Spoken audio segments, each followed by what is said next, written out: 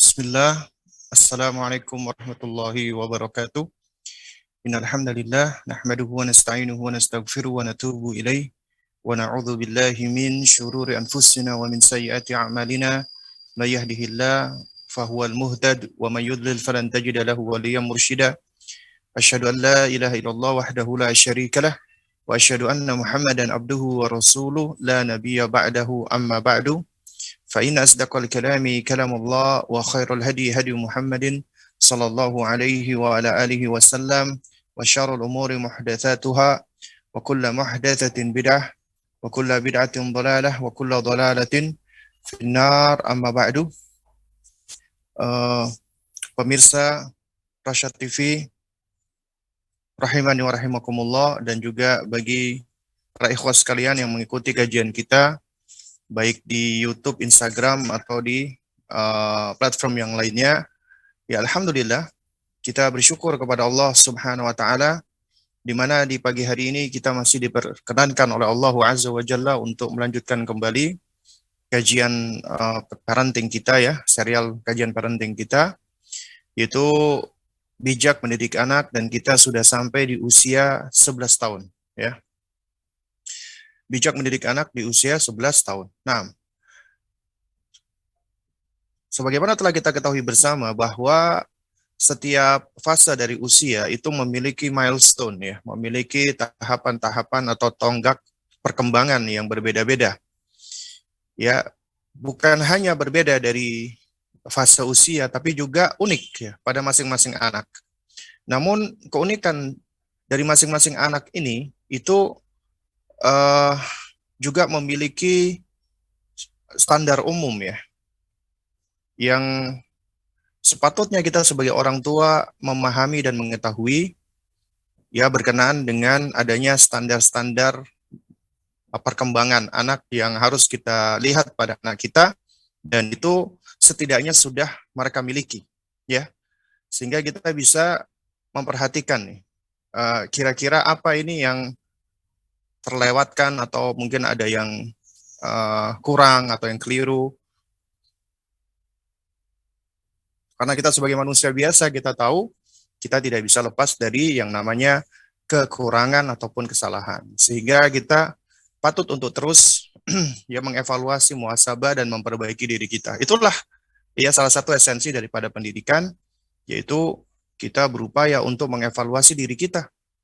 Ya, jadi bukan hanya melihat dari sisi anak, tapi juga melihat dari sisi kita. Itu yang paling utama dan pertama sebelum kita melihat sisi anak. Karena apa? Karena sejatinya anak itu adalah cerminan kita, yang merespon kita. Nah, dan sebagaimana dikatakan di dalam sebuah pepatah, ya, apabila bayangannya bengkok, ya, maksud saya apabila objeknya bengkok, maka bayangannya pun juga akan bengkok. Dan nggak mungkin, ya, bayangan itu akan lurus sementara bendanya itu bengkok. Nah, baik, jamaah sekalian yang dimuliakan Allah Subhanahu wa taala, ya, usia 11 tahun adalah usia menuju kematangan. Ya, jadi dia sedang menuju kepada usia yang matang. Ya, baik dalam hal berpikir, bernalar, kemudian juga termasuk emosinya dia. Ya. Dan ini semua sebenarnya dipengaruhi dari fase-fase sebelumnya. Sebagaimana kita lihat fisik berkembang, dan fisik manusia itu ketika berkembang sejatinya, ya, secara sunnah kauniyah Allah, ya, kita sebut dengan cara alami. Alami artinya bukan berjalan sendiri, ya, tapi berjalan sesuai dengan sunnah kauniyah Allah, sesuai dengan ketentuan Allah, sesuai dengan hukum sebab akibat yang Allah Subhanahu wa taala telah tentukan, ya, yaitu sunnah qadari, ya, sunnah kauni, ya. Bahwasanya perkembangan itu akan menuju kepada kesempurnaan, menuju kepada tingkat maksimal dan optimal. Itulah yang dimaksud dengan perkembangan. ya. Nah, juga demikian anak-anak kita mulai dari usia bayi, lalu dia berkembang. Dikatakan berkembang berarti ada perkembangan dan pertumbuhan. Bukan hanya fisik, tapi juga kemampuan yang lainnya yang sudah Allah berikan. Demikian pula dalam hal kemampuan bernalar, kemampuan berpikir, kemampuan untuk memahami sesuatu, ya, dan kemampuan anak untuk bisa mengenali dan mengekspresikan emosi dan perasaannya. Ya, jadi ini bagian dari PR kita sebagai orang tua. Karena apabila ada hal-hal yang terlewatkan atau tidak berkembang, misalnya dari sisi emosinya, anak-anak itu tidak berkembang dengan baik. Ya, mereka masih suka tantrum, masih suka marah-marah, nggak jelas, nggak bisa meluapkan emosinya, perasaannya dengan baik. Ya, maka tentunya ini akan terus terbawa hingga dewasa, sehingga menjadi sosok yang punya masalah dengan anger, punya masalah dengan apa namanya kemarahan, ya. Nah, ini adalah suatu hal yang patut untuk kita perhatikan bersama. Nah, oleh karena itu jemaah sekalian, ya, anak usia 11 tahun, ya, yang memang secara fisik juga sudah mulai berkembang, ya, bahkan ada yang mengalami pubertas atau balik, maka membersamai mereka itu suatu hal yang juga penting, ya. Dan ini adalah suatu peluang, chance, ya, bagi orang tua, sekaligus suatu tantangan, challenge, ya, yang juga bisa memunculkan ancaman, threat, ya, ancaman bagi kita. Sehingga kita perlu untuk menguatkan diri kita. Kita butuh strength, ya, kuat. Artinya power, al-quwah. Dan konsepsi Islam ketika berbicara tentang kekuatan atau strength, ya, itu tidak lepas dari kebutuhan kita dengan pertolongan Allah. Al-isti'anatu billah. Nggak bisa kita cuman mengandalkan kemampuan kita, mengandalkan, ya,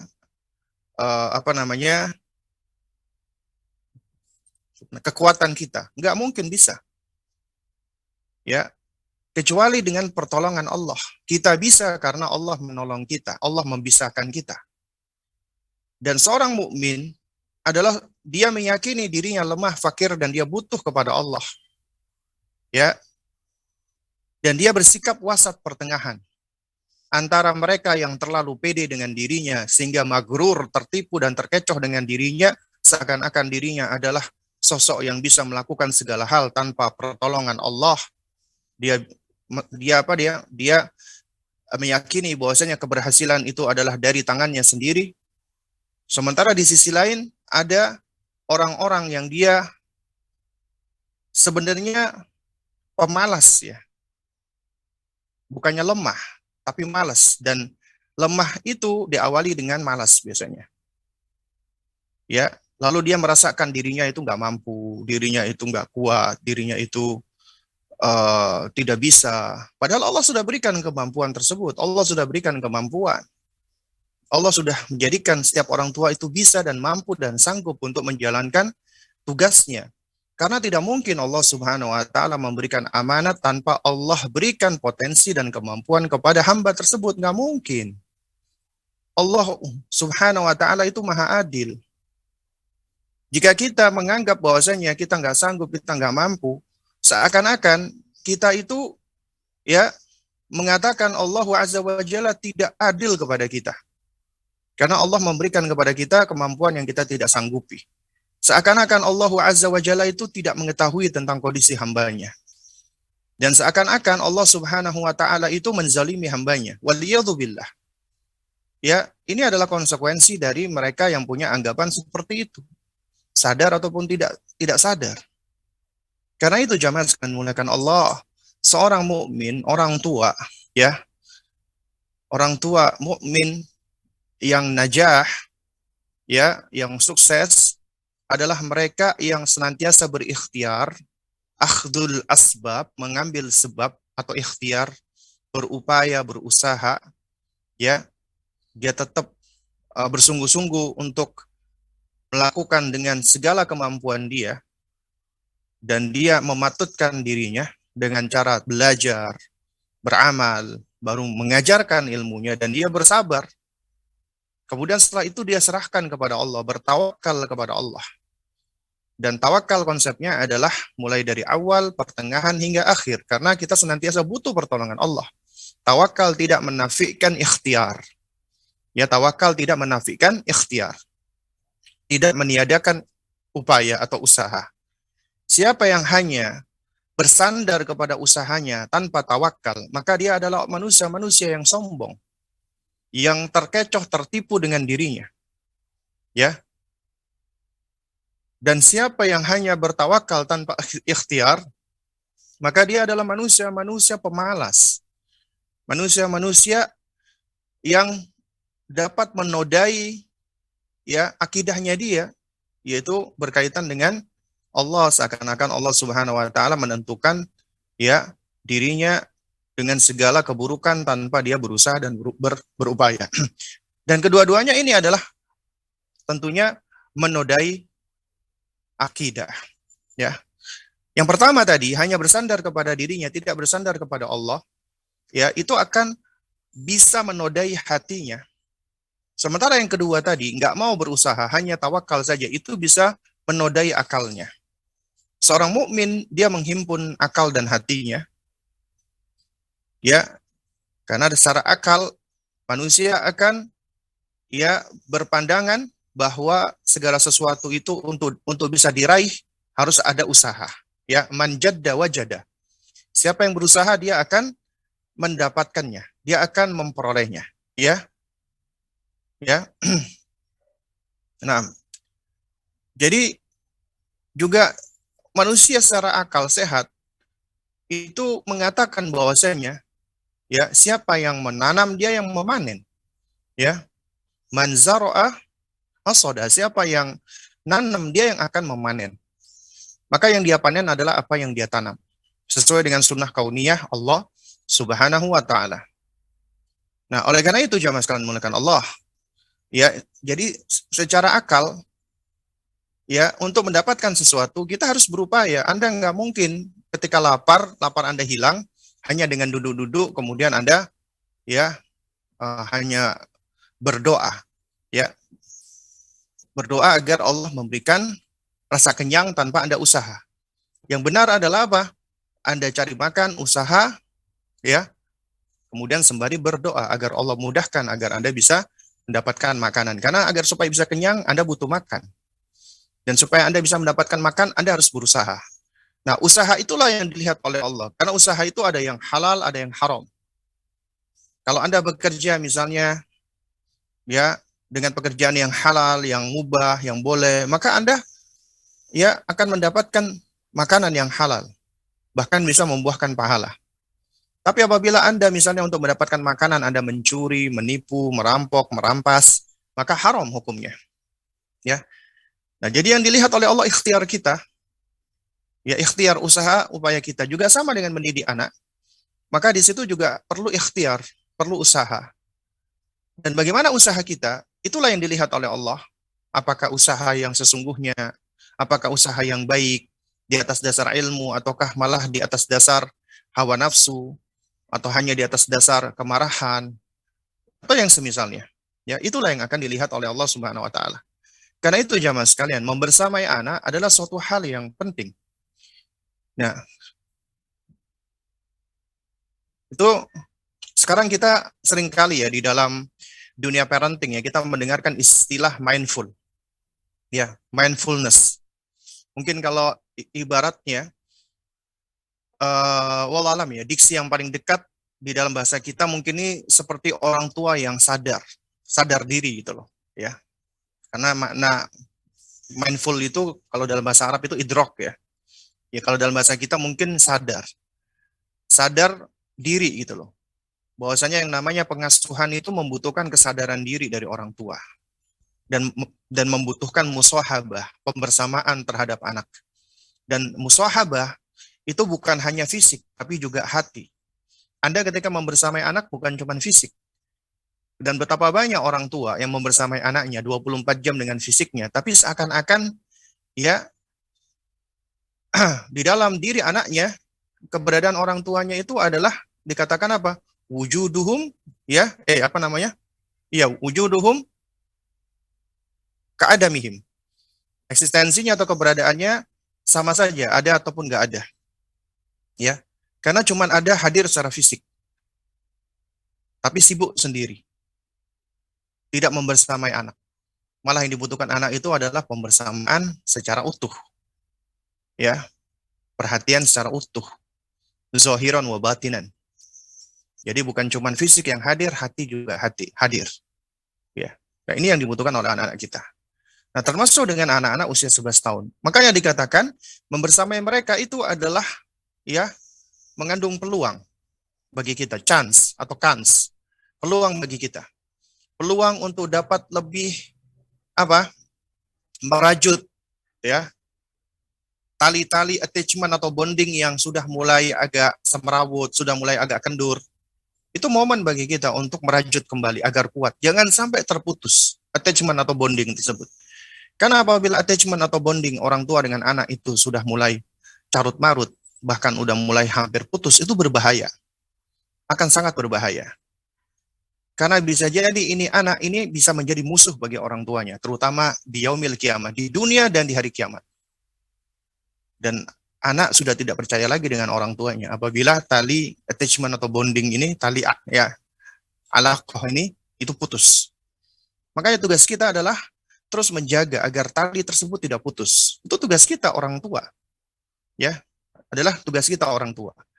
Dan buah dari upaya kita ini, ya, adalah Allah berikan taufik kepada anak kita, insya Allah, agar dia menjadi anak yang apa, berbakti kepada orang tuanya. Jadi baktinya anak kepada orang tuanya itu taufik dari Allah, sesuai dengan kehendak Allah. Ya.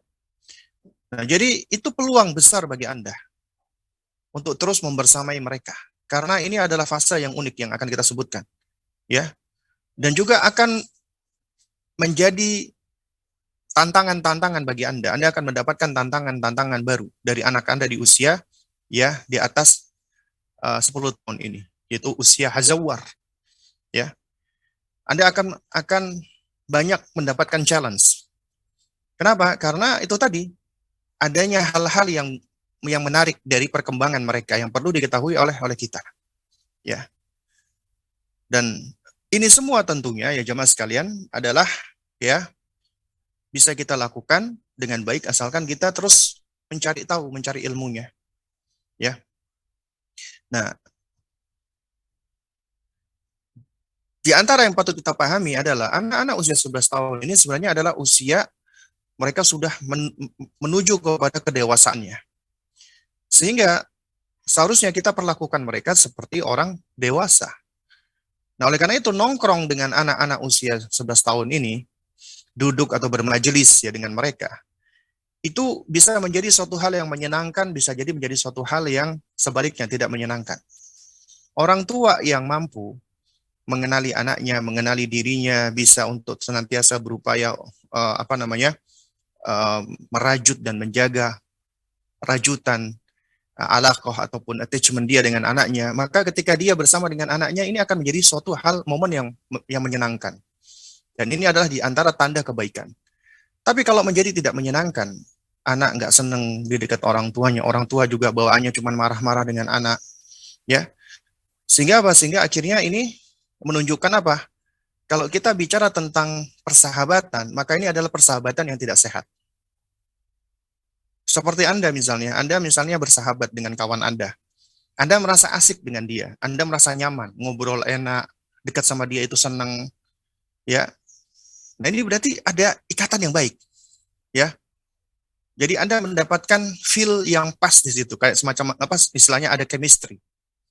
Tapi ketika Anda punya teman, ya, bawaannya Anda pengen mengkritik, Anda dikritik, bawaannya nggak enak, ya, istilahnya mungkin sama-sama duduk di dekat, cuman hati nggak nyaman, ya, gelisah, mangkel, jengkel.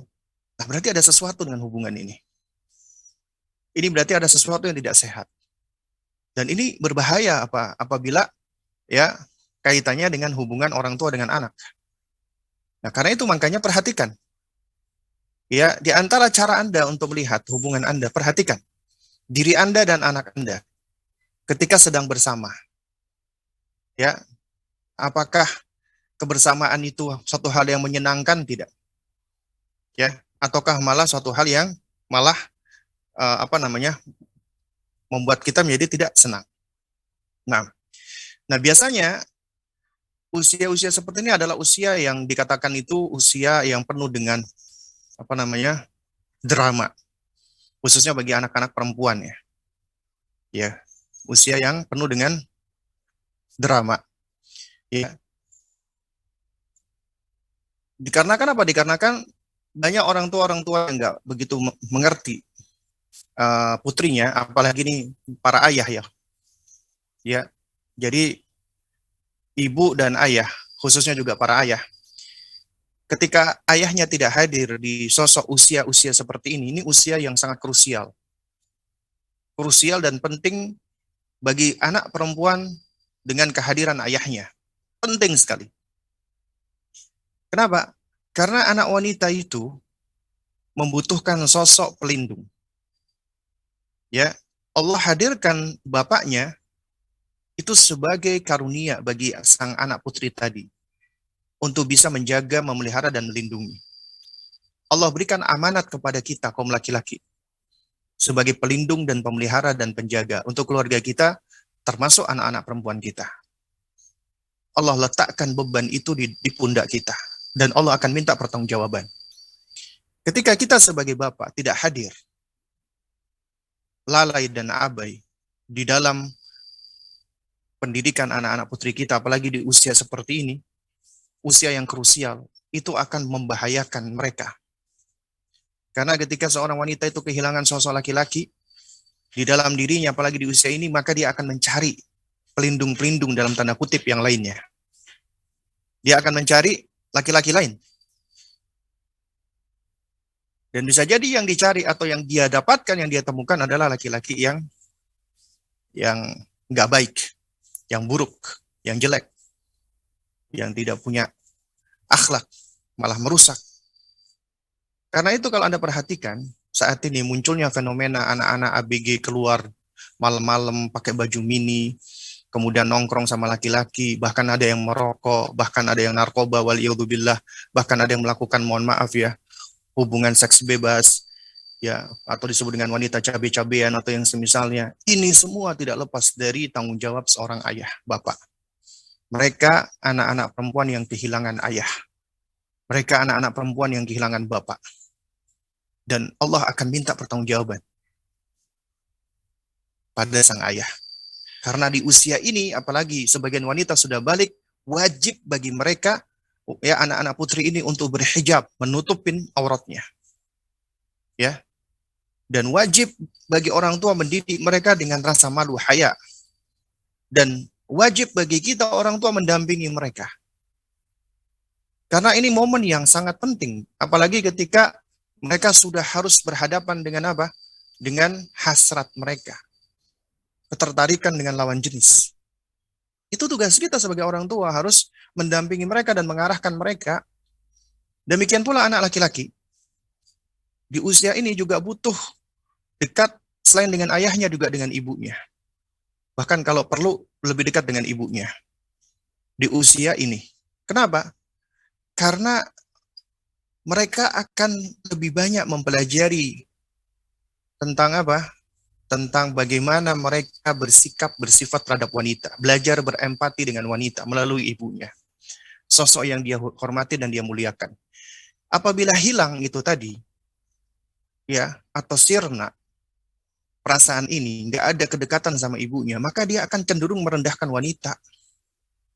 Jadi jangan heran kalau kita dapati ABG-ABG cowok saat ini, yang mana mereka cenderung merendahkan wanita, nggak bertanggung jawab, nggak mau komitmen, cuman hanya senangnya aja, habis manis sepah dibuang. Itu karena peran orang tua di antara ibunya. Di antara sebabnya. Nah, karena itu penting bagi kita untuk apa? Al-musahabah. Membersamai mereka, apalagi di usia ini. Karena sebagaimana yang kita tahu, ya, apa namanya, usia-usia mereka ketika menjelang kepada dewasa, mereka itu diperlakukan sebagai sahabat. Ya, mereka diperlakukan ya sebagai sahabat. Nah, baik. Jamaah sekalian muliakan Allah ya. Sekarang kita coba lihat berkaitan dengan perkembangan fisik mereka atau perkembangan jasmani mereka. Ya. Nah, ini sebenarnya ya hampir sama dengan bahasan kita yang sebelumnya di usia 10 tahun. Nah, tapi ini umumnya anak-anak wanita sudah mengalami pubertas. Ya, anak laki-laki biasanya itu lebih lebih lambat daripada anak wanita. Bahkan di sebagian wilayah itu anak perempuan sudah balik duluan. Bahkan ada yang usia 8 tahun, 9 tahun itu juga ada yang sudah balik ya. Sementara anak laki-laki itu biasanya belakangan. Biasanya 12, ya setidaknya seharusnya paling lama 14 tahun atau 15 tahun. Itu untuk anak laki-laki. Karena itu, kita akan dapati anak perempuan itu lebih tampak apa namanya? Mature duluan ya, lebih tampak kelihatan dewasa duluan dibandingkan anak laki-laki. Nah, biasanya untuk anak perempuan, apalagi di usia 10 tahun ke atas ya, 11 tahunan dan 12 tahunan, itu mulai muncul adanya peningkatan lemak di dalam tubuhnya. Kemudian mohon maaf ya, awal pertumbuhan dan pembesaran payudaranya atau buah dadanya. Itu harus kita ketahui sebagai orang tua nih. Ya. Kemudian juga sudah mulai muncul rambut-rambut di daerah ketiaknya, di sekitar kemaluannya. Kemudian daerah panggulnya sudah mulai melebar, ya. Kemudian kulitnya itu sudah mulai agak berubah, sudah mulai sedikit berminyak, ya. Bahkan kadang-kadang sudah berjerawat. Dan ciri yang paling kelihatan adalah dia sudah mengalami menstruasi atau haid, ya, menstruasi ataupun haid. Nah, ini butuh sosok orang tua nih. Apalagi berkaitan dengan masalah tubuh, dia butuh keberadaan ibunya. Ya, dia butuh sosok ibunya untuk bisa ngajarin dia. Ya. Misalnya ketika datangnya menstruasi yang pertama. Nah, anak perempuan ABG yang jauh dengan ibunya, jarang berkomunikasi, jarang ngomong. Ketika dia mengalami haid, dia akan kebingungan. Dia akan menangis, sedih, kecewa, bahkan frustasi, depresi, dan lain sebagainya. Apalagi ketika dia merasakan sakit. Nah, tapi seorang ibu yang bijak, yang sudah mulai dari usia 7 tahun, dia sudah kenalkan kepada anaknya, dia sudah jelaskan tentang haid dan menstruasi, dia sudah ajarkan bagaimana cara mensucikannya, bagaimana menghadapinya, bagaimana bersuci darinya. Biasa anak akan lebih terprepare, ready. Ya. Dan kita tahu ya tentunya, ya sesuai dengan sunnah kauniyah, anak yang sudah di-prepare dengan yang belum di-prepare, maka yang sudah di-prepare ini dia akan lebih tangguh, akan lebih kuat daripada yang tidak ter-prepare. Dia akan kaget. Dia akan shock ketika melihat hal-hal tersebut. Ya. Karena itu keberadaan orang tua juga penting, apalagi sosok ibu juga penting ya untuk menjelaskan tentang hal-hal yang bersifat seperti ini. Sosok ayahnya juga sama, juga penting untuk mengajarkan tentang masalah prinsip atau al-mabda di dalam diri sang perempuan. Kehormatan, kemuliaan, dan kesuciannya dia. Itu juga penting keberadaan sang ayah untuk hadir mengajarkan hal ini. Agar juga ya di dalam hati sang putri ini, laki-laki yang pertama kali masuk ke dalam hatinya adalah ayahnya. Ya.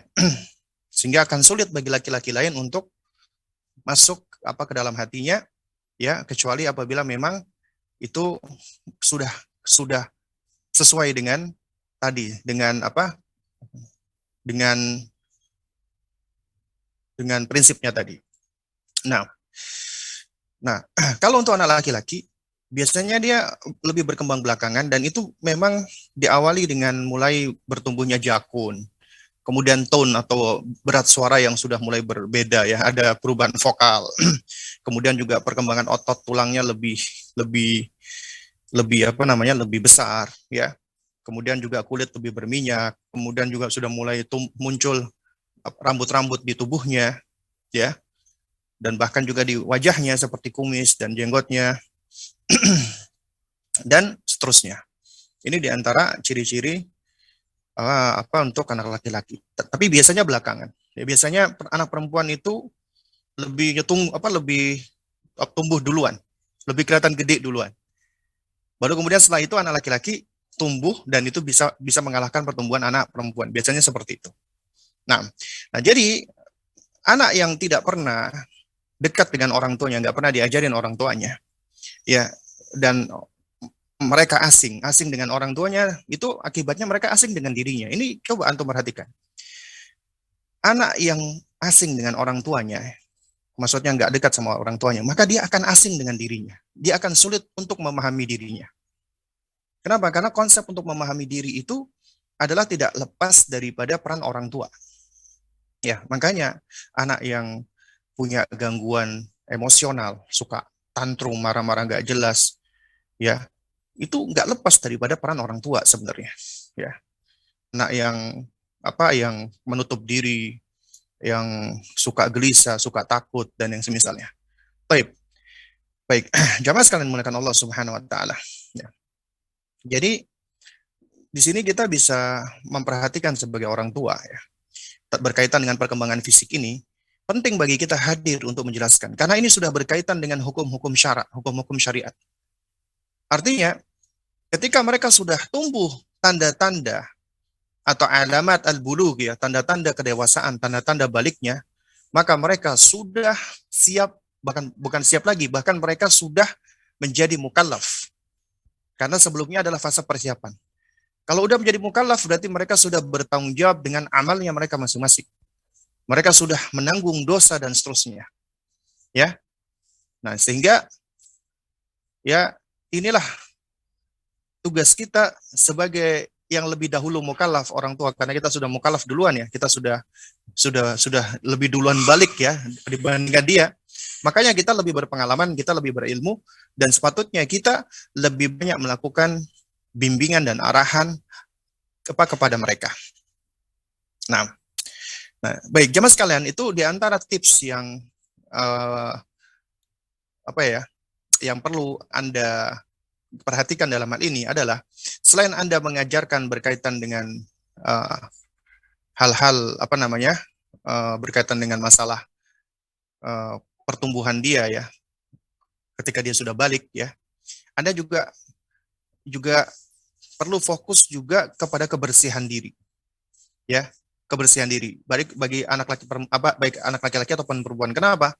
Karena secara pertumbuhan dari kulit itu juga sudah berbeda. Mereka sudah berkeringat, dan keringat mereka juga tentunya sudah mulai berbau, ya, sudah beraroma. Beda sama anak kecil-kecil, keringetan, bau asam, tapi tidak seasam ketika dia sudah balik, ya. Kenapa? Karena secara pertumbuhan biologisnya itu sudah berbeda. Karena yang penting untuk mengajarkan kebersihan. Nah, karena itu seringkali anak-anak mengalami kayak, ya, jerawat atau yang semisalnya, itu juga karena kurang bersih. Meskipun juga itu bisa karena faktor-faktor lain, ya. Ya, jadi juga penting bagi kita. Karena ini juga fase mereka memperhatikan diri mereka, penampilan dan seterusnya. Biasanya ini sudah muncul di usia-usia seperti ini. Nah, lalu kemudian yang kedua adalah perkembangan emosional mereka, ya, perkembangan emosi mereka, ya. Nah, jadi kita sebagai orang tua hendaknya harus sudah lebih siap-siap lagi nih, lebih prepare lagi nih, ya, untuk menghadapi perjalanan liar, ya, istilahnya, ya, yaitu dengan emosi anak-anak kita di usia 11 tahun ini. Ya, karena apa? Karena seringkali kita dapati anak-anak di usia ini, ya, itu seringkali dikatakan oleh sejumlah, ya, ahli ataupun psikolog barat, mereka itu mengalami yang namanya roller coaster top emotion. Jadi emosinya tuh naik turun, gak karu-karuan, ya. Sehingga mereka akan mudah sekali untuk bahagia, mudah sekali untuk sedih, mudah sekali untuk marah, mudah sekali untuk kecewa, dan seterusnya. Jadi usia labil istilahnya seperti itu.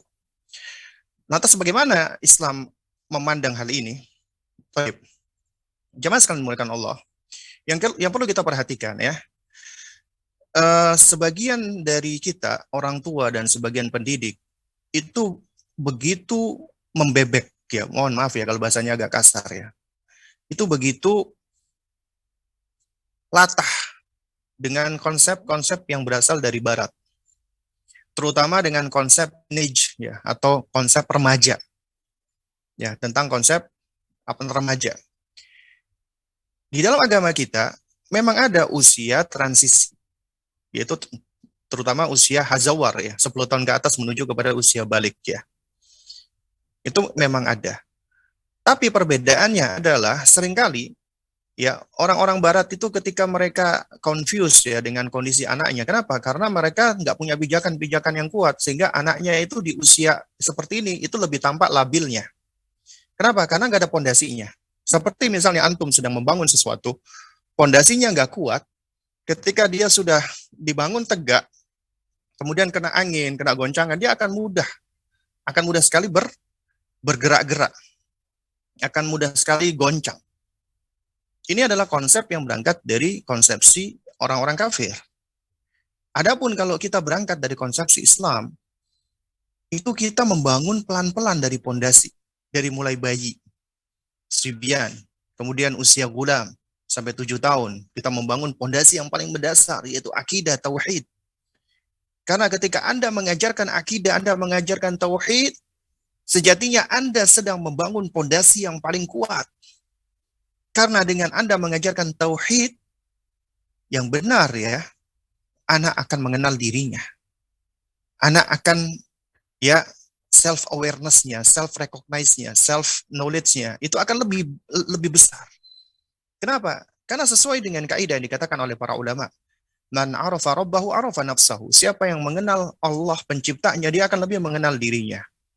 Karena kunci awal ketika Anda ingin mengenal diri Anda, harus mengenali dari pencipta. Allah Subhanahu wa taala.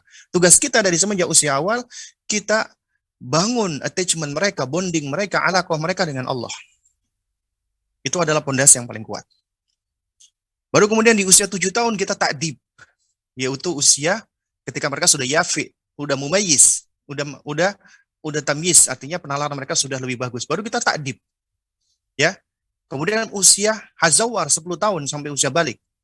Nah, itu baru kita sudah mulai melakukan pendekatan-pendekatan untuk membangun khaufnya, udah mulai boleh kita ancam, kita takut-takuti. Ya. Yang sebelumnya kita tidak memperbanyak dengan cara-cara seperti itu. Tapi di usia 10 tahun boleh. Ya, kita ancam, kita takuti.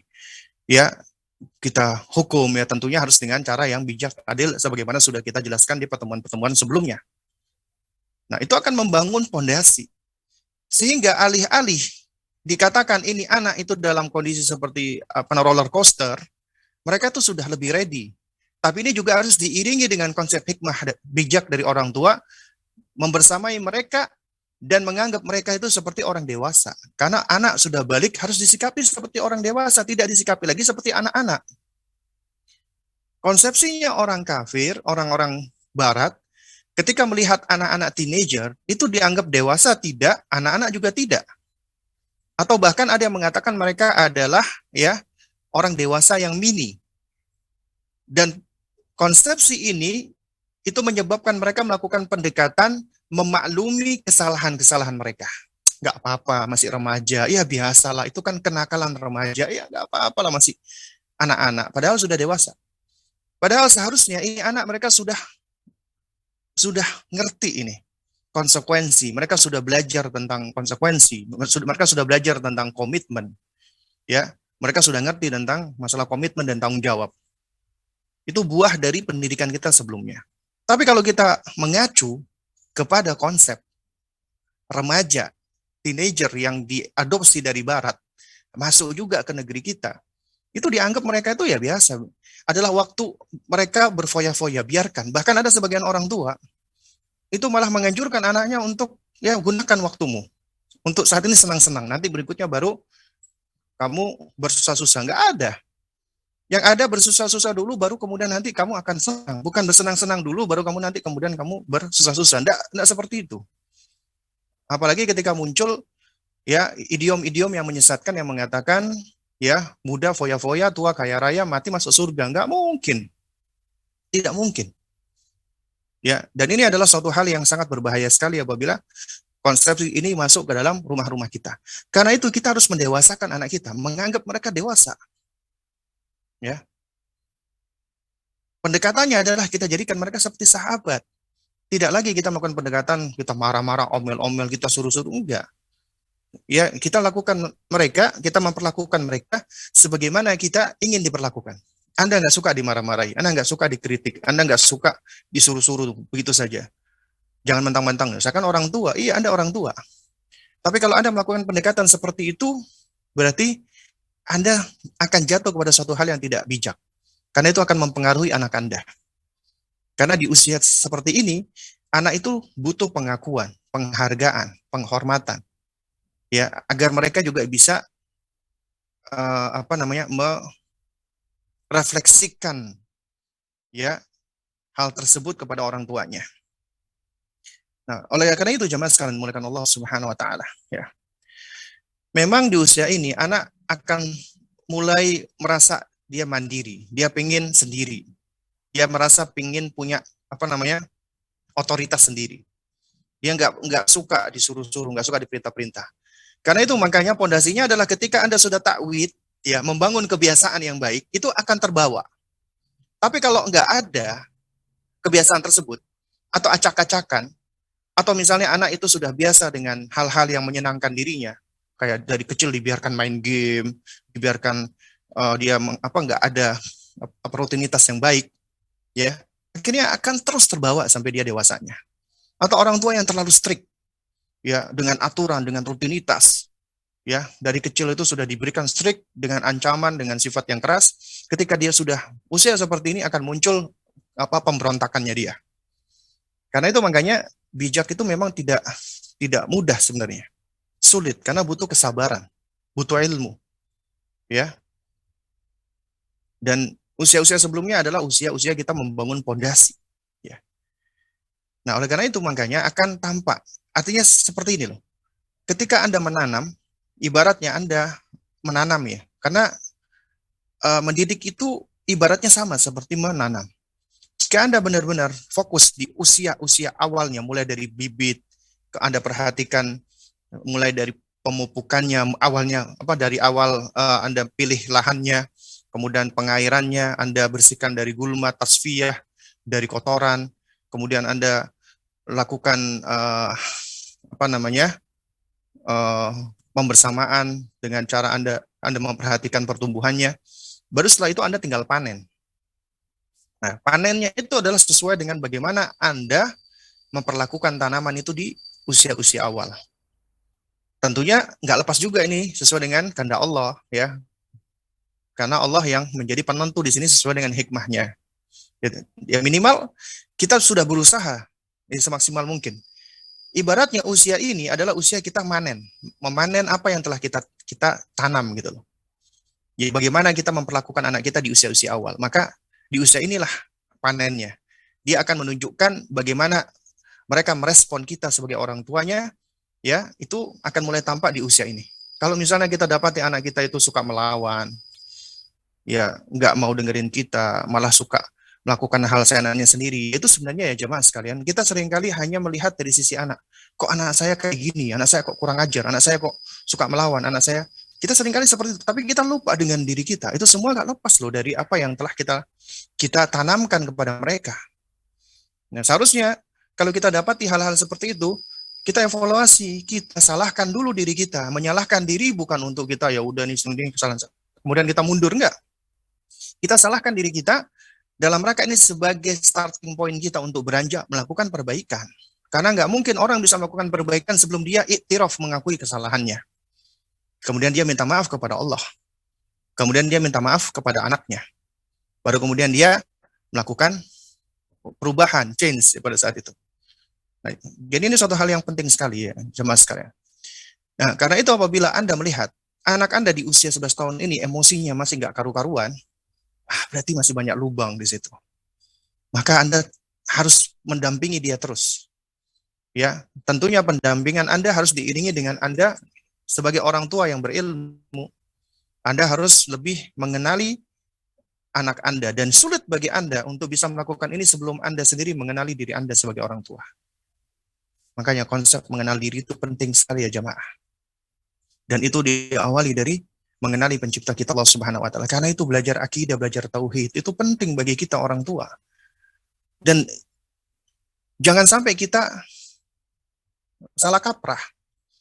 Ya. yaitu bahwasanya parenting ya ngaji tauhid enggak. Itu sangat erat kaitannya, erat sekali. Bahkan pondasi daripada parenting itu tauhid. Itulah parenting kita, parenting Islam, pengasuhan Islam. Itu yang menjadi kunci, tauhid. Ya, artinya ketika Anda belajar akidah, Anda belajar tauhid, itu sejatinya Anda sudah belajar parenting loh sebenarnya. Kenapa? Karena Anda sedang membangun diri Anda dan Anda membangun hubungan Anda dengan Allah. Tapi tentunya belajarnya harus benar. Bukan cuma belajar secara teori, kemudian belajarnya acak, random, tidak taksil, tidak tafsil, akhirnya lupa dan tidak terejawantahkan di dalam amalan kita. Ya maka ini adalah kita belajar, berarti ada yang salah, ada yang keliru dengan metode belajar kita. Ya. Dan juga demikian ketika kita ngajarkan kepada anak, itu bukan ngajarin teori, tapi Anda sedang mengajarkan teori yang sudah Anda dapatkan, Anda ejawantahkan di dalam amalan Anda dan Anda ajarkan dalam kesehariannya. Karena di dalam keseharian itulah bukti tauhid kita. Dari ucapan, dari perbuatan. Di situ akan kelihatan. Ya. Karena ibaratnya akidah itu pondasi. Ruhnya. Ya, maka tubuh kita ini adalah bangunannya. Ya, bodinya. Itu yang akan merefleksikan ruh yang ada di dalamnya. Ya. Makanya akhlak yang baik itu karena berangkat pula dari akidah yang lurus. Akhlak yang jelek berarti memang ada sesuatu yang jelek atau ada sesuatu yang keliru dari akidahnya gitu loh. Ya. Jadi ini suatu hal yang penting sekali. Nah, taib. Jadi jamaah sekalian melakukan Allah Subhanahu wa taala, ini adalah momen bagi kita juga untuk terus mendampingi mereka, membersamai mereka dan melihat nih. Dan kemudian kalau kita dapati ternyata mereka masih kesulitan untuk mengekspresikan emosi, maka kita kembali lagi ke awal. Ya, ajarkan mereka untuk mengenali emosi. Misalnya dia marah-marah, teriak-teriak, nggak karu-karuan. Kita sabar dulu, diem. Ya, lalu kemudian kita ajak dia duduk tenang. Terus baru kita sampaikan. Misalnya kita panggil dia abang atau kakak misalnya. Kak, ya. Kita ajarkan dia dulu dia diam dulu, tenang dulu. Baru kemudian kita sampaikan. Kita tanya baik-baik gitu. Kakak kenapa, Kak? Kalau kakak sedih, marah, boleh. Silakan kakak ngomong sama Umi atau Abi. Misalnya kakak lagi sedih. Sampaikan aja, Umi, Ibu, aku hari ini lagi sedih. Aku hari ini lagi marah. Aku hari ini lagi ini. Itu ajarkan. Memang ini butuh waktu. Ya ketimbang ngomel-ngomel nggak jelas, lebih baik kita ajarkan pelan-pelan seperti itu. Ajarkan dia untuk bisa membedakan ketika dia lagi kecewa, ketika dia lagi sedih, ketika dia lagi marah, ketika dia lagi lelah, ketika dia lagi bingung dan seterusnya. Karena seringkali manusia yang tidak bisa membedakan emosinya itu akan terwujudkan dengan satu hal, kemarahan. Ya, semuanya diwujudkan dengan marah. Makanya Nabi SAW itu ketika memberikan nasihat di jawami'ul kalim, ucapan yang ringkas tapi begitu padatnya, la taqdhab, janganlah kamu marah. Karena di dalam hadis Nabi ini mengandung makna, ya, itu kata Syekh Dr. Khalid As-Sabat ya, hafizahullah, itu setidaknya mengandung dua makna. Pertama, janganlah engkau mencari hal-hal yang dapat mencetuskan amarah. Kenapa? Karena amarah itu nggak mungkin muncul sendirinya, ada pencetusnya. Cari tahu apa pencetusnya. Apa yang mengakibatkan Anda marah, maka hindari. Yang kedua, ketika Anda sudah tercetus marahnya, maka jaga diri Anda. Tahan diri Anda, ya. Dan ini ada pahalanya loh, ya. Kadhiminal al-ghaidh, ya. Itu pahalanya besar. Itu cirinya orang-orang bertakwa kepada Allah Subhanahu wa taala. Dan Rasulullah sudah mengajarkan caranya untuk meregulasi dan memanage emosi. Ini penting bagi kita sebagai orang tua.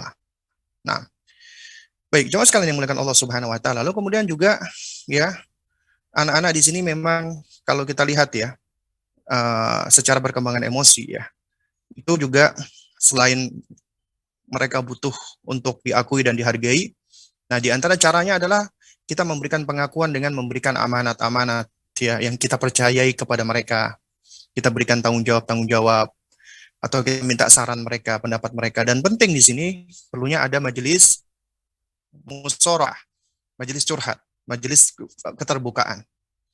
Ya, juga di antara cara Anda memberikan kepercayaan adalah ketika Anda ada masalah, Anda curhat dengan anak Anda. Itu tidak akan merendahkan diri Anda, juga tidak akan menodai uh, apa namanya Anda sebagai orang tua. Karena kita nggak perlu gengsi-gengsian seperti itu. Malah itu baik. Anak merasa dipercayai dan diakui oleh orang tuanya, dan dia pun akan melakukan hal yang sama. Ketika ada masalah, mereka pun juga akan curhat dengan Anda. Coba kita lihatnya. Kita belajar dari para nabi dan rasul. Kalau kita lihat dari Nabi Yusuf alaihissalam, ketika dia masih anak-anak, ini diawali dari anak-anak. Beliau bermimpi, ya. Beliau bermimpi wa idh qala Yusufu, ya. Ya, dan ingatlah ketika Yusuf itu berkata kepada li abihi, kepada bapaknya Yakub alaihissalam, inni ra'aitu ahada asyara kaukaba wasyamsa wal qamara ra'aituhum lisajidin. Wahai abi, aku melihat ada 11 bulan, matahari dan bintang semuanya sujud kepadaku.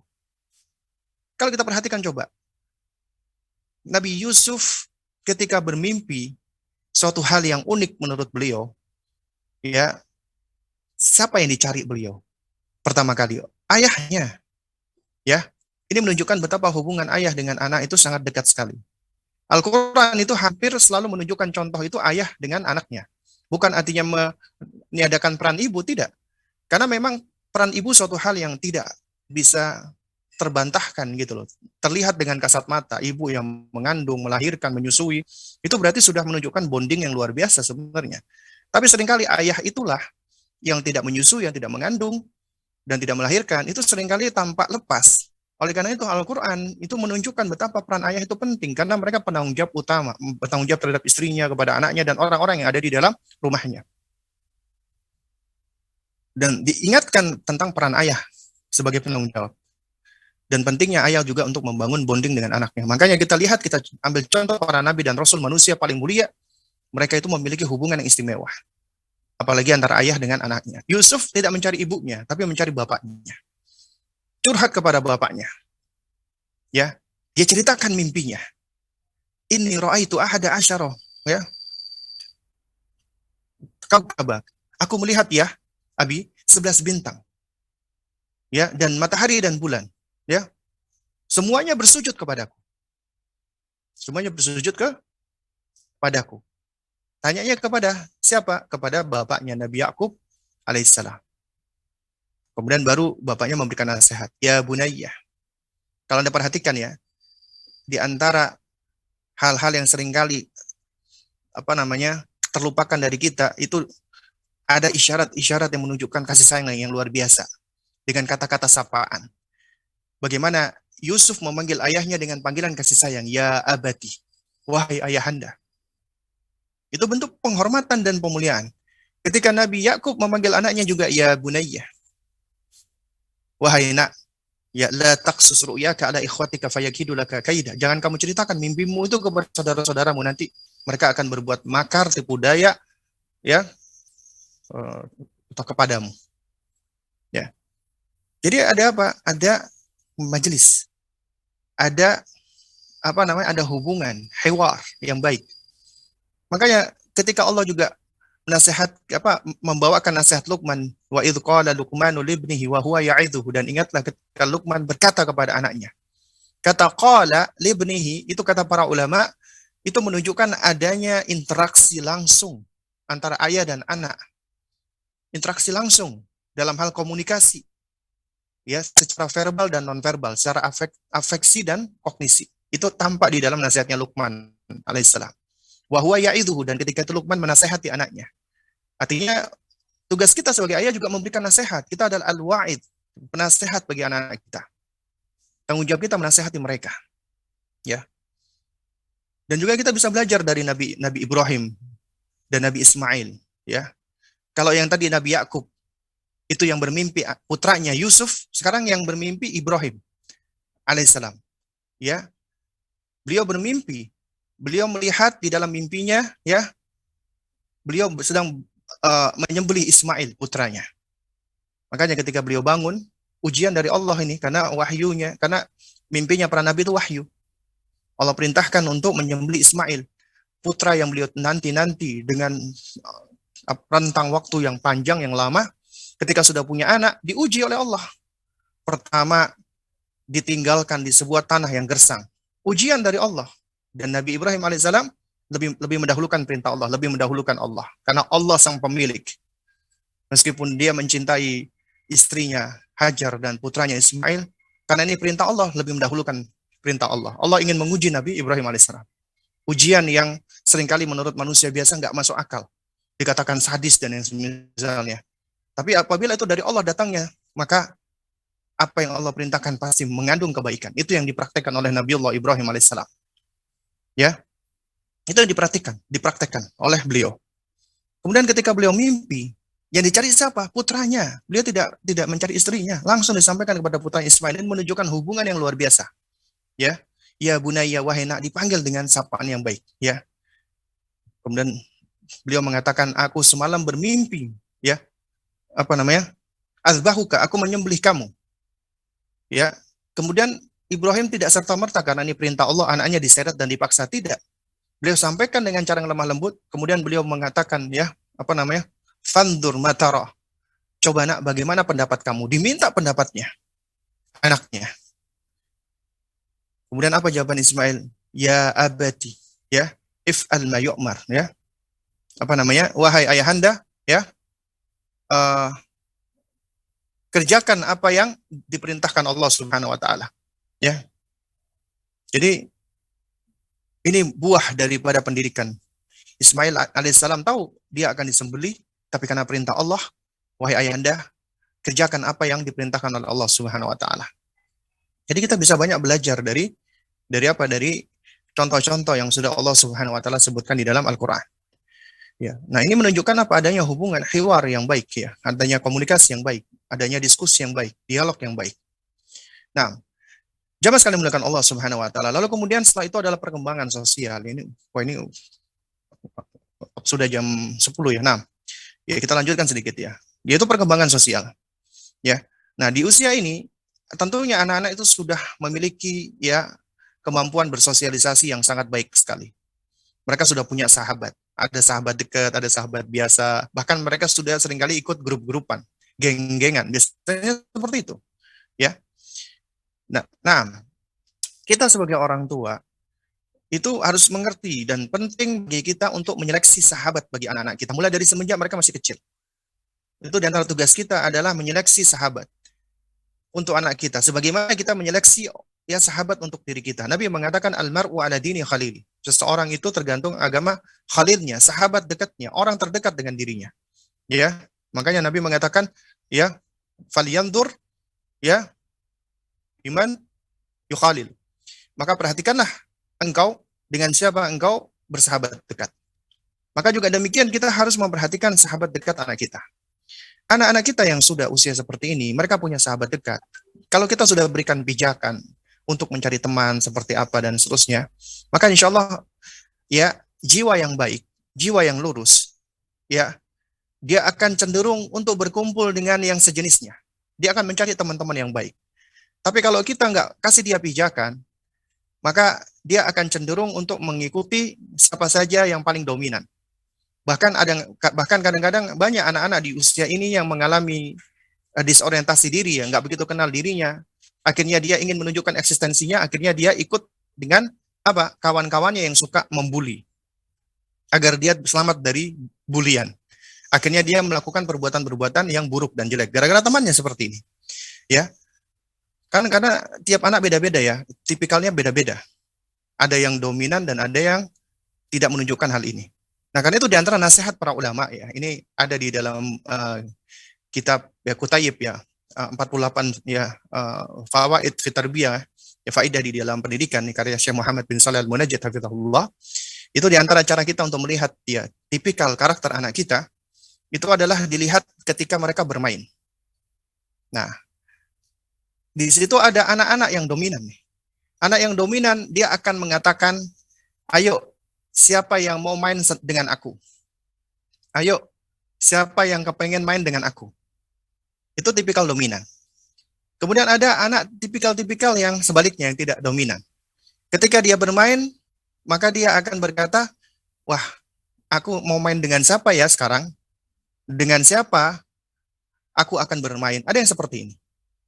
Nah, jadi ini memang beda-beda tipikal anak-anak, ya. Anda bisa bisa memperhatikan. Demikian pula kalau anak kita bukan tipikal anak yang dominan, maka dia akan mudah sekali nantinya dipengaruhi oleh yang dominan. Karena itu penting bagi kita untuk membangun pijakan bagi anak-anak kita, ya, supaya dia bisa menyeleksi temannya. Apalagi di usia ini seharusnya dia udah bisa menyeleksi temannya. Karena ini usia mereka sudah tamyiz, beda sama usia tufulah.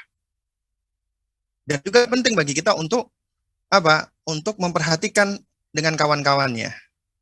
Misalnya kita berusaha untuk mengenal kawan-kawannya. Makanya kalau komunikasi baik, ya anak akan cerita, Bi, aku punya teman namanya ini Bi, gini gini gini.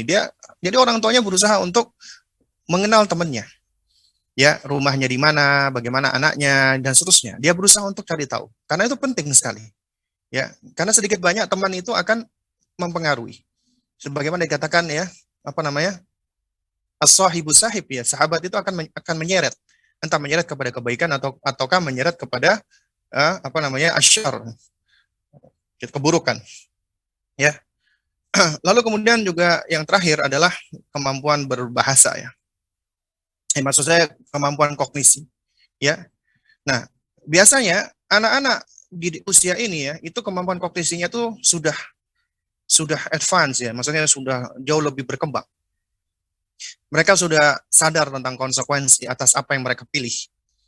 Jadi ketika ada hal-hal yang harus mereka lakukan dan mereka disodori pilihan, mereka sudah bisa ya, sudah bisa melihat ini konsekuensinya apa ini, pengaruhnya, dampaknya dari pilihan dia, ya. Terus kemudian anak usia 11 tahun juga sudah mulai sadar bahwasanya ada banyak cara untuk melihat informasi, situasi atau masalah, ya. Dan dia juga sudah mulai paham bahwasanya tidak semuanya itu putih dan hitam. Ada area abu-abu di situ, ya. Jadi dia sudah mulai bisa untuk apa ya? Untuk melihat segala sesuatu sesuai dengan konteksnya, ya. Kalau anak-anak itu kan masih melihat segala sesuatu itu kan putih-putih, hitam-hitam. Itu anak-anak tufulah, ya. Tapi anak-anak di usia ini dia sudah mulai bisa melihat ada area abu-abu istilahnya seperti itu. Ya, terus kemudian juga dalam kemampuan berbahasa. Itu juga kemampuan dia untuk berbicara, diksinya itu juga juga sudah mulai banyak ya. Kayak artinya dia sudah lebih mudah juga untuk menyampaikan gagasan, pendapat atau idenya dia atau perasaan atau pikirannya dia. Ya. Terus kemudian juga di usia ini ya, itu biasanya mereka sudah dalam hal bermain ya, itu sudah banyak meninggalkan apa namanya permainan-permainan yang sebelumnya seperti bermain Lego. Tapi orang tua yang memfasilitasi anak-anak untuk bermain game, maka mereka akan cenderung untuk bermain game terus sampai dewasa. Karena di dalam game itu mengandung candu sebenarnya. Candu bagi otak. Ya, karena di dalam sejumlah penelitian disebutkan bahwasanya ketika manusia bermain game itu dia mengeluarkan semacam hormon apa gitu ya yang saya lupa. Yang sama keluar ketika seseorang itu dia sedang apa namanya menggunakan apa namanya obat-obat tropika gitu ya, obat-obat yang mengandung narkoba. Jadi makanya bermain game itu bisa menyebabkan anak kecanduan sampai dewasanya. Itu berbahaya. Karena itu penting bagi kita sebagai orang tua untuk memperhatikan hal ini. Ya. Nah, terus kemudian juga ya, kemampuan empati. Biasanya mereka itu sudah lebih mampu untuk bisa memahami perasaan orang lain. Karena itu kalau Anda perhatikan anak Anda ini kurang empatinya, dia egois ya, selfish. Lalu kemudian dia nggak begitu memperhatikan perasaan orang lain baik dengan ucapan dan perbuatan. Berarti itu nggak lepas dari pola pendidikan yang kita lakukan saat ini atau pengaruh lingkungan sehingga menyebabkan anak seperti itu. Oh iya, jamaah sekalian menggunakan Allah. Ya, kita tahu setiap anak memang unik, punya apa ya kecepatan perkembangan yang tentunya variatif berbeda-beda, tidak sama. Ya, nah jadi yang kita bahas ini adalah sebagian dari milestone umumnya anak-anak usia 11 tahun. Ya, nah jadi kalau Anda misalnya punya anak usia 11 tahun dan tidak menunjukkan namanya perilaku yang yang sama persis dengan yang disampaikan, maka sebenarnya kita nggak perlu khawatir sebenarnya. Dan pun kalau seandainya kita lihat, oh kok ternyata masih ada hal-hal yang belum tercapai, kita juga jangan terlalu khawatir juga. Hendaknya kita sebagai orang tua berupaya untuk melihat, ya, ketika kita memperhatikan anak kita kok ada yang masih kurang, ya. Jadi yang kita lakukan adalah apa? Kita jangan fokus kepada kekurangannya. Kita lihat kelebihannya, kemudian yang kurang tadi kita jadikan bahan sebagai evaluasi, bahan sebagai introspeksi. Kemudian setelah itu baru kita berupaya untuk melakukan perbaikan lagi, untuk melengkapinya gitu loh. Nah, cuman kalau misalnya ada hal-hal yang memang jauh banget ya, misalnya anak usia 11 tahun tapi tantrumnya nggak karu-karuan misalnya, sampai gulang-guling dan sebagainya, dan Anda sudah bersabar, tapi dia tetap masih melakukan seperti itu, maka ya berkonsultasi dengan profesional itu suatu hal yang perlu kita lakukan. Dan hendaknya kita jangan menunda-nunda apabila memang dibutuhkan. Ya. Jika kita melihat ada hal-hal seperti ini, atau misalnya anak kita usia 11 tahun, tapi ternyata kemampuan dia di dalam berbicara dan di dalam berbahasa itu masih sangat kurang sekali. Maka juga kita perlu untuk meminta pendapat profesional. Ya. Dan itu suatu hal yang sifatnya mubah, asalkan ya orang yang kita konsultasi dengannya ini, maksud saya dari profesional ini, ya kita perhatikan, ya. Yang pertama, dia orangnya sikoh tidak, karena kredibel tidak. Yang kedua, dia orangnya memang memiliki kepakaran tidak, ya. Yang ketiga, dia memiliki otoritas tidak untuk misalnya memberikan obat kalau memang ada obatnya, ataupun mungkin ya, semacam memberikan saran-saran berupa terapi. Itu hal-hal yang perlu kita perhatikan. Ya, nah, baik, coba sekali mulakan Allah ya. Mungkin ini yang dapat saya sampaikan. Di sini udah ada pertanyaan yang masuk ya.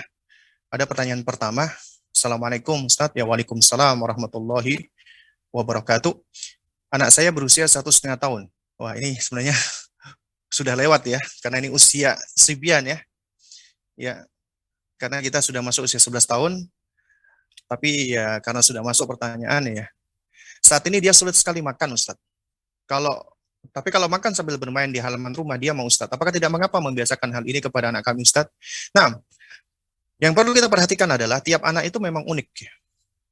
Dan mereka itu di awal-awal kehidupannya, itu memang kondisinya adalah kondisi yang tidak atau belum memiliki keteraturan. Karena itu nasihat para ulama, kalau kita perhatikan ya, diantaranya seperti Syekh Yusuf Muhammad Al-Hasan, membangun keteraturan anak, termasuk kedisiplinan anak, itu bisa dimulai dari bayi. Tuh, memang bisa. Ya, tapi ini memang butuh proses dan butuh waktu, butuh kesabaran, butuh keuletan, butuh butuh telatenan ya dari orang tua. Contoh seperti yang disebutkan ya. Ini juga disebutkan oleh Syekh Dr. Ahmad Salim Baduailan. Ya, di dalam bukunya, saya lupa judulnya ya. Itu juga beliau menasehatkan bagi orang tua, misalnya ibu yang baru punya bayi, itu memang jadwal pupnya, jadwal tidurnya, itu memang masih random, acak. Tugas kita adalah kita membangun habit, kebiasaan. Artinya begini, Anda pelan-pelan membangun habit. Misalnya dia harus tidur malam, badal isya tidur. Berarti, ya meskipun dia nggak mau tidur, ya Anda bersama dia bikin lingkungan yang nyaman, disusui ataupun disusui lah, atau diusap-usap tubuhnya, diberikan nyaman supaya dia ngantuk tidur, supaya dia tidur. Subuhnya ya dia dibangunkan, kemudian dimandikan dengan air hangat, ya. Terus kemudian juga jadwal pemberian ASI, memang ya sesuai dengan kebutuhan anak ya, ketika dia lapar diberikan ASI, tapi itu bisa diatur agar juga bisa mempengaruhi fisiologis tubuh, termasuk jadwal dia buang air besar contohnya, juga mempengaruhi dia jadwal tidur. Itu dimulai dari dia masih kecil. Ya. Terus kemudian juga tentang masalah makanan, ketika dia sudah mengasup makanan-makanan lain. Ya. Jadi kan biasanya eksklusif ASI kan 6 bulan ya. Baru kemudian setelah itu baru dia sudah diberikan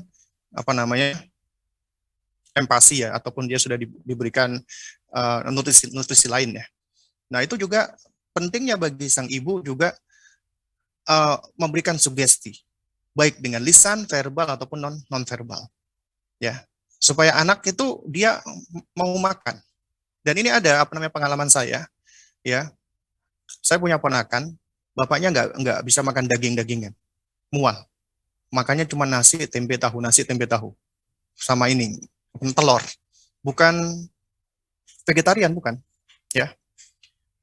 Nah, jadi intinya nggak bisa dia mengkonsumsi seperti itu. Nah, ini anaknya juga juga juga ketika usia sudah setahun 2 tahun itu juga sudah ada gejala seperti itu. Cuman akhirnya dengan pelan-pelan terus ya, apa namanya, jadi awalnya diolah dulu ya, mulai dari dagingnya diolah dengan cara dihaluskan di blender, kemudian dia disuruh makan dengan cara didorong, dimotivasi dan seterusnya. Akhirnya dia mau sedikit-sedikit dia mau makan, dan akhirnya dia sampai sekarang makan. Dan akhirnya senang dia dengan makanan-makanan itu, ya. Dan ini juga memang butuh kesabaran dari orang tua. Jadi kalau Anda punya anak usia 1,5 tahun, dia masih sulit makan, ya di antara usaha Anda boleh misalnya, karena ini anak-anak kan masih belum benar-benar diajarkan adab makan ya. Jadi misalnya sambil diajak main, sambil diajak itu boleh, ya. Misalnya diajak main dulu ataupun dia makannya sambil main, itu boleh, silakan. Nah, tapi tidak diterus-teruskan seperti itu. Jadi sedikit demi sedikit mulai dikurangi dan mulai diajarkan adab makan. Dan diajarkan kemandirian dia untuk makan sendiri. Berikan kepercayaan kepada anak, ya apalagi di atas 2 tahun, supaya dia makan sendiri meskipun berantakan. Ya, meskipun berantakan, itu bagus. Anak ketika dia udah makan sendiri, meskipun belepotan, berantakan, itu bagus, dia sudah belajar kemandirian. Nah, wallahu alam shawab. Ustaz mau nasihatnya untuk menghadapi putri saya yang lagi demam K-pop, usianya 14 tahun. Ya, ini adalah pertanyaan yang jamak ya. K-pop, ya. Dan ini sebenarnya kuncinya adalah pada kita sebagai orang tua untuk bisa lebih mendekati anak kita, mengambil hatinya. Ya, kenapa? Karena ini anak usia 14 tahun itu sebenarnya ya, daya nalar dan pemahamannya itu sudah bagus. Tinggal bagaimana sekarang kita melakukan pendekatan untuk bisa hiwar, berdiskusi, dan berdialog dengan anak kita. Tentunya dengan cara yang baik, tidak dengan cara langsung nyalah-nyalahin. Itu efektif, meskipun Anda tujuannya bagus, mengingkari kemungkaran. Kamu ngapain sih nonton K-pop kayak gitu? Ah, acaranya orang kafir kamu tonton kayak gitu, gimana sih kamu? Udah kita ngomel-ngomel nggak karu-karuan. Nggak efektif biasanya, ya. Atau kurang efektif ya, kecuali apabila Allah Subhanahu wa taala ya menurunkan hidayahnya. Maka kalau udah seperti itu ya memang itu adalah keputusan Allah. Tapi kita bicara tentang ya sunnah kauniyah, sebab akibat. Artinya ada upaya-upaya yang lebih bisa mendatangkan hidayah. Ya. Ya, di antaranya adalah dengan cara apa? Dengan cara yang baik ya, dengan cara apa namanya? Persuasif ya. Dengan cara melakukan pendekatan yang tepat kepada anak kita, apalagi di usia 14 tahun. Ya. Nah, jadi kalau misalnya Anda perhatikan, Anda bicara, Anda tidak didengarkan, Anda kurang didengarkan, dia cuek sama ucapan Anda. Berarti kita harus evaluasi diri nih, kenapa? Ada apa dengan saya? Sebelum Anda bertanya, ada apa dengan anak saya? Ya. Kenapa kok saya ketika ngomong, kok nggak didengarkan? Kenapa kok ketika saya menyampaikan nasihat kok nggak didengarkan? Tapi mungkin gurunya yang ngomong didengarkan, temennya yang ngomong didengarkan. Berarti ada sesuatu dengan saya ini. Nah, kita coba cari tahu tuh, kenapa? Ya, apakah saya mungkin ngomongnya suka nyerocos, suka menyalahkan, suka mengkritisi? Kita harus cari tahu. Untuk mencari tahu, kita evaluasi diri dan juga kita bisa mengevaluasi dari pasangan kita atau teman kita atau juga dengan anak kita. Ya. Jadi kita bisa melakukan pengamatan tuh. Kita lihat bagaimana anak kita itu melakukan ketika merespon perkataan kita ataupun permintaan kita. Jadi ini suatu hal yang penting ya, kita melihat diri kita dulu. Lalu kemudian yang kedua, ya, kita lebih banyak melakukan upaya afeksi dulu sebelum kognisi, mengambil hatinya dulu. Ya. Jadi misalnya kita ajak bicara, kita ajak ngomong dulu yang lainnya yang sama-sama fun, senang. Kita cari aktivitas-aktivitas yang sama-sama senang sama putri kita. kita lakukan bersama. Misalnya anak kita suka masak, ya kita bikin acara masak, masak sama bareng-bareng. Atau misalnya jalan bareng deh, hangout berdua sama anak kita. Ya, misalnya itu boleh-boleh saja, silakan untuk menguatkan itu tadi bonding dulu. Karena kan kaidahnya adalah ya koneksi sebelum koreksi, connection before correction. Ya, Anda bangun alaqah dulu ini sebelum Anda melakukan sebelum Anda melakukan koreksi, perbaikan. Ya. Terus kemudian yang ketiga setelah afeksi baru Anda masuk ke kognisi. Ajak diskusi, ajak dialog. Nah, ajak dialognya itu dengan cara mengajak dia berpikir. Nah, apa sih nak asiknya film K-pop gitu, Mak? Nah, Korea itu apa sih? Biarkan dia bercerita dulu. Apa yang dia senangi dari film-film K-pop itu gitu loh. Yang dia sukai itu apa? Bahkan sebenarnya ya boleh bagi kita dalam rangka untuk bisa membantah. Dan kita nggak akan bisa membantah sebelum tahu. Jadi kaidahnya adalah apa namanya? Araftu syarra la li syarri. Aku mengetahui kebaikan bukan untuk melakukan aku mengetahui keburukan bukan untuk melakukan keburukan tersebut. Walakin li tawakkihi, akan tetapi untuk menjauhi. Jadi boleh sesekali Anda bersamai dampingi dia nonton acara tersebut ya. Tentunya jangan sampai kita juga katut ya ikut, wah ternyata kita juga ikut-ikutan, maka bahaya, berarti ini jangan-jangan dia suka K-pop gara-gara ibunya atau gara-gara orang tuanya nih. Nah, jadi kita perhatikan, kita lihat, kita coba amati tokoh-tokohnya dan sebagainya, baru kemudian kita ajak diskusi, kita ajak dialog. Kita tanya, apa yang menyebabkan kamu suka dari acara ini? Nah, biasanya itu nggak akan lepas. Pertama dari tokohnya, yang ganteng atau cantik, yang menarik hati. Karena memang manusia umumnya seperti itu. Kemudian dari kisahnya, kisah-kisah percintaannya, karena secara emosi, perasaan, apalagi wanita itu senang dengan hal-hal yang romantis, haru biru dan yang semisalnya. Nah, baru kemudian pelan-pelan nih kita aja diskusi, kita aja dialog. Ya. Dan dengan kita aja diskusi dialog sebenarnya secara logik ya, misalnya dia senang sama bintang namanya Kim Hong Choo misalnya, itu ini ya, nama yang saya karang-karang ya. Itu kenapa? Karena dia ganteng. Oke. Kita tanyakan kepada dia, ya. Nak, kamu tahu nggak, Nak? Allah menciptakan manusia itu memang bermacam-macam. Ya kan, ada yang ganteng, ada yang biasa, ya. Dan juga yang misalnya gitu ya. Nah, terus kemudian ya jemaah sekalian dimuliakan Allah Subhanahu wa taala, Anda ajak bicara dia. Ya, ajarkan bahwasanya yang namanya ketampanan itu cuma sementara. Intinya ajarkan kepada dia yang namanya kecantikan dan ketampanan yang sebenarnya adalah pada hati. Ya. Dan coba aja dia, misalnya kamu kenal nih ada seorang laki-laki ganteng, tapi suka ngomong kotor, suka menyakiti wanita, suka merokok, suka melakukan hal-hal jelek.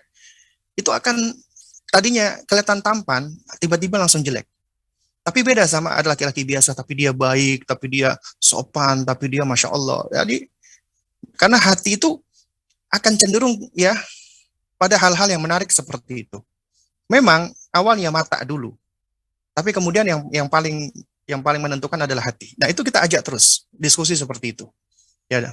Dan kemudian baru kita alihkan, kamu nak kenal dia sama nggak kenal dia, itu ya apa namanya? Yang pasti dia nggak kenal sama kamu. Ngapain kita ngefans sama orang yang nggak kenal sama kita? Kita sakit ya nggak ngapa-ngapain. Kamu tahu nggak, Rasulullah Shallallahu Alaihi Wasallam, Nabi itu sangat perhatian sama umatnya. Beliau mendoakan umatnya, bahkan menjelang wafatnya Nabi pun juga ya beliau mengatakan ummati. Beliau sangat care, perhatian dengan umatnya, dan kita adalah umat beliau dan kita ingin supaya kita dibangkitkan ya bersama dengan beliau. Baru tumbuhkan idolanya dia kepada orang-orang yang mulia seperti Rasulullah. Dan itu kita lakukan pelan-pelan, dan ini kita butuh ilmu.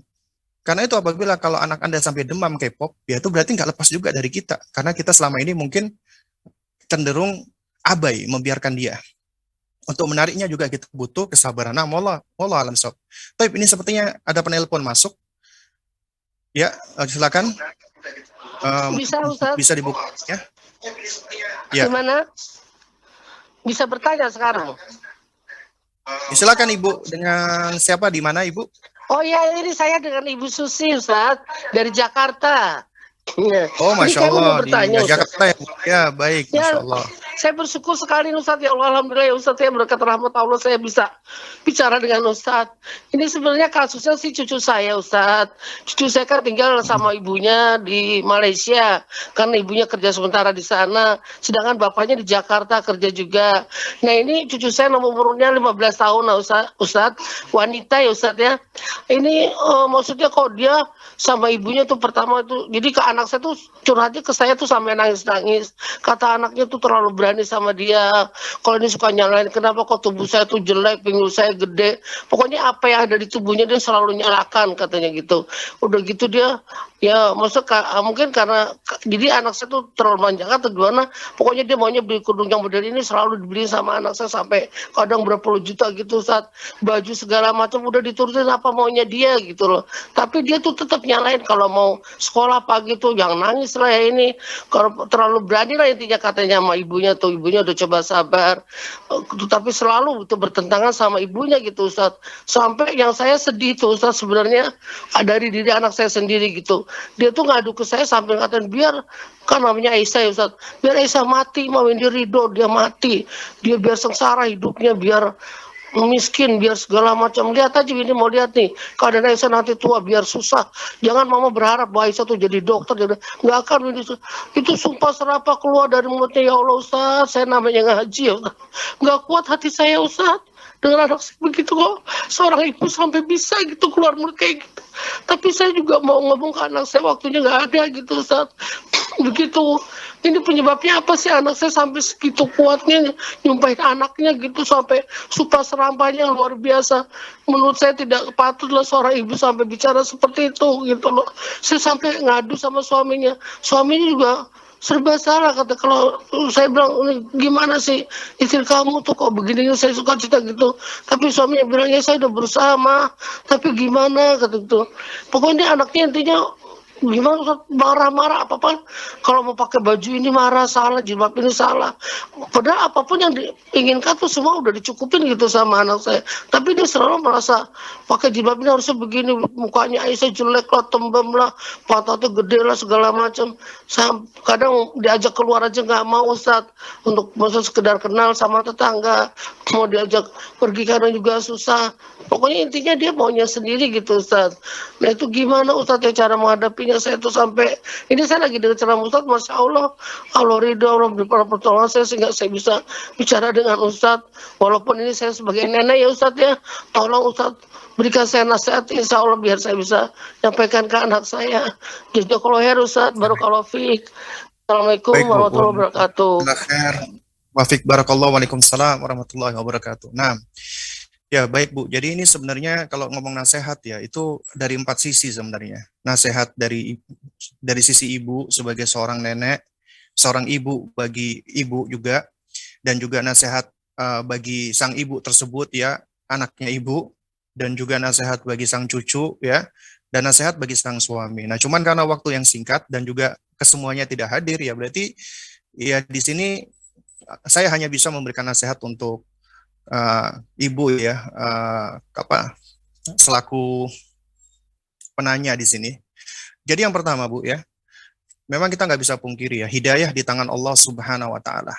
Ya, hidayah di tangan Allah. Kunci-kunci hidayah itu semua di tangan Allah. Ya, namun kita hanya bisa berusaha semampu kita, semaksimal yang kita bisa. Adapun selebihnya kita serahkan kepada Allah. Karena kita tahu hidayah di tangan Allah, maka di antara kunci yang paling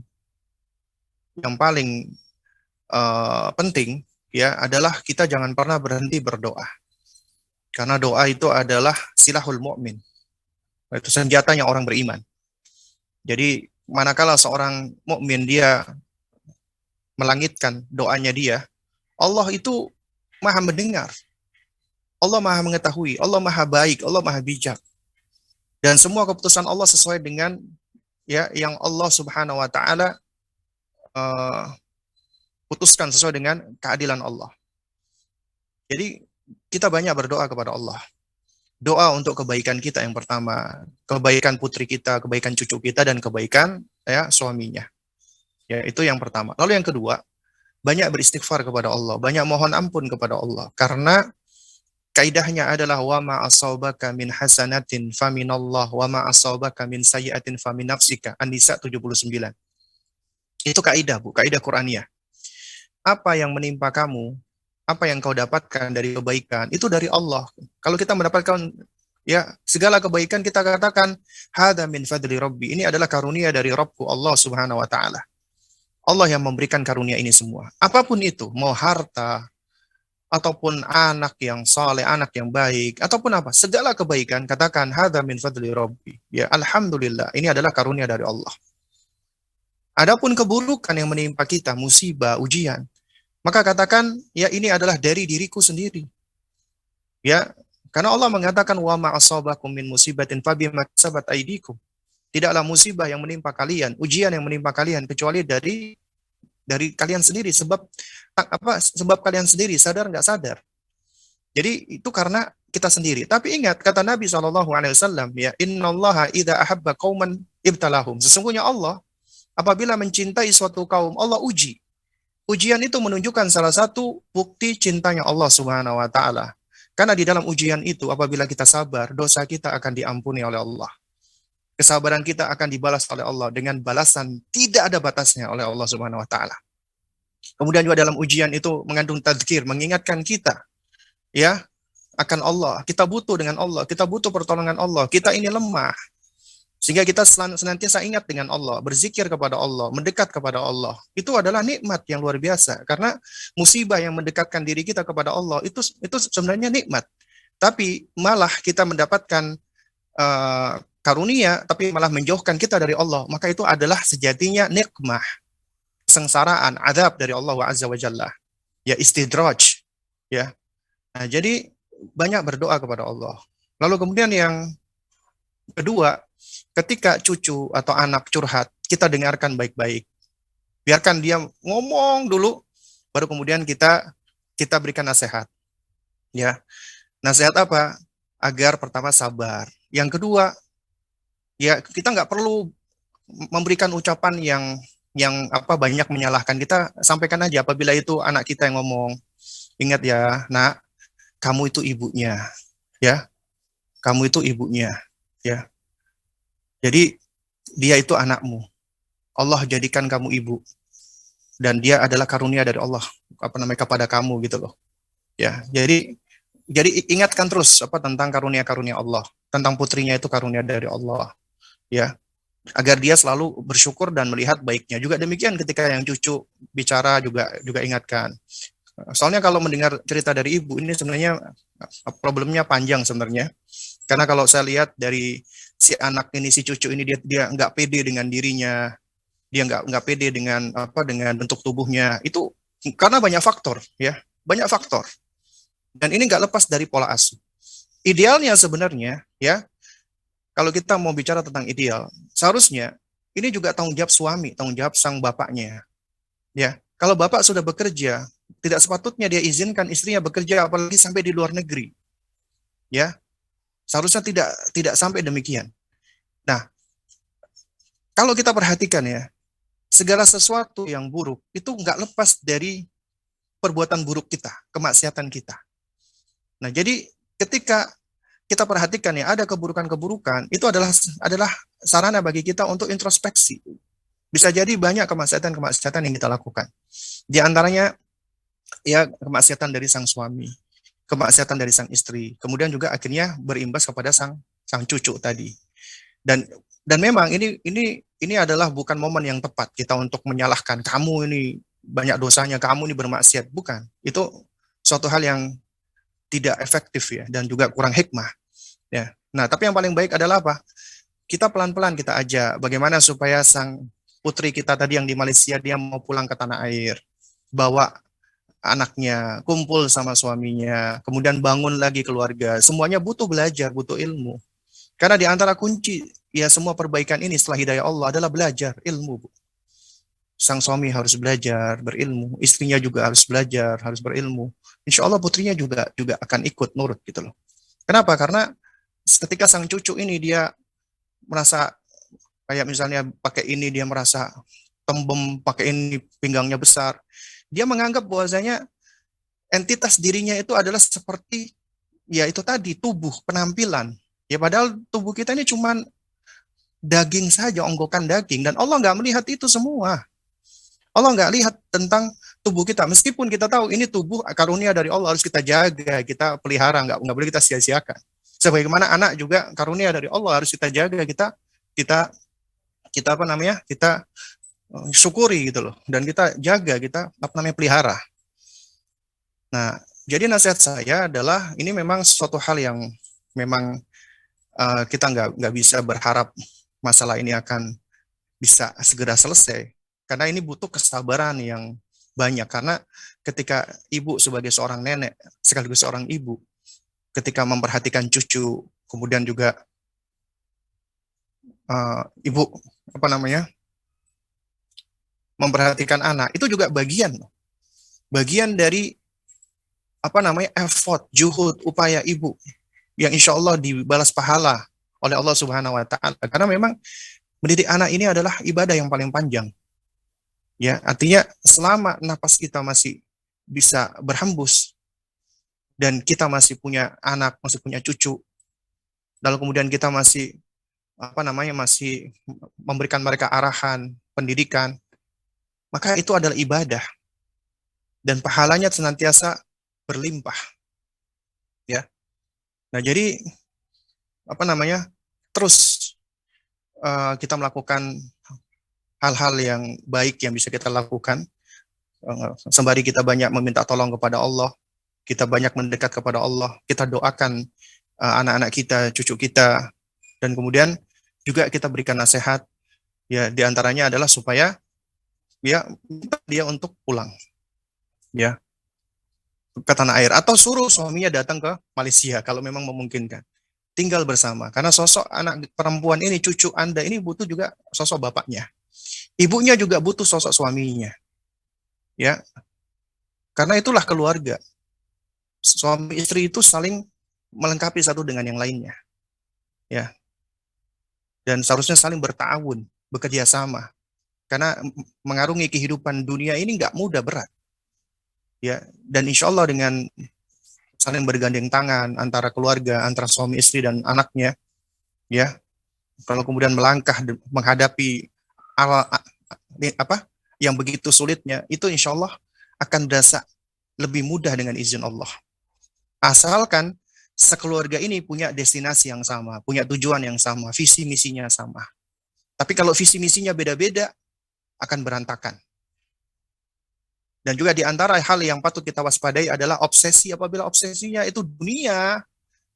Karena kita nggak bisa pungkiri, bekerja itu seringkali untuk dunia, dan seringkali itu alasan apa, untuk mencari nafkah.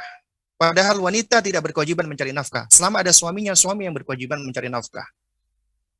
Ya, kadang-kadang itu karena urusan dunia. Ketika hati sudah terobsesi dengan dunia, Allah akan carut marutkan, Allah akan jadikan berantakan urusan dunia dan di akhiratnya. Tapi siapa yang obsesinya akhirat, ya, maka Allah akan himpunkan. Allah akan himpunkan di dalam hatinya. Dan dunia pun akan mengikuti. Asalkan dia obsesinya adalah untuk apa? Untuk akhiratnya. Nah, jadi inilah pentingnya masing-masing juga harus sadar diri, ya, tentang apa namanya, tentang tugasnya, tanggung jawabnya, dan perannya. Ya, nah, ya mungkin ini yang bisa apa saya sampaikan, ya, meskipun mungkin ya la yusminu apa namanya,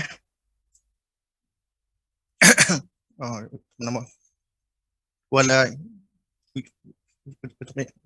yugni min ju, ya. Afan.